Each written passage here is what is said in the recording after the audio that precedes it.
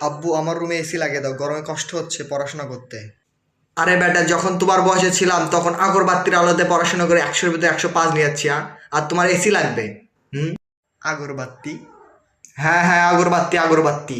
আগরবাতির আলোতেই পড়াশোনা করছি। আর তুই? শরম কর, শরম কর, একটু হলেও শরম কর।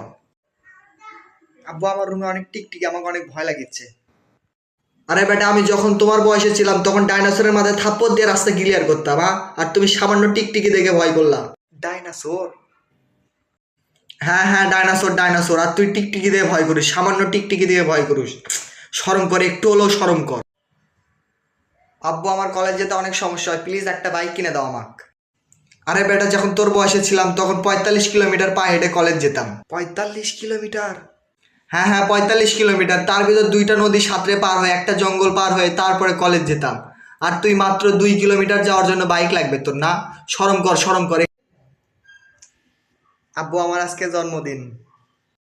ও, আজকে তোর জন্মদিন? বেঁচে থাক বেটা, বেঁচে থাক, মানুষের মতো মানুষ হ। আচ্ছা, তোর কত বছর পূর্ণ হলো? 18 বছর। 18 বছর? আরে তোর সমান থাকতে আমি 17 বছরের ছিলাম, তুই কেমনে 18 বছর হলি?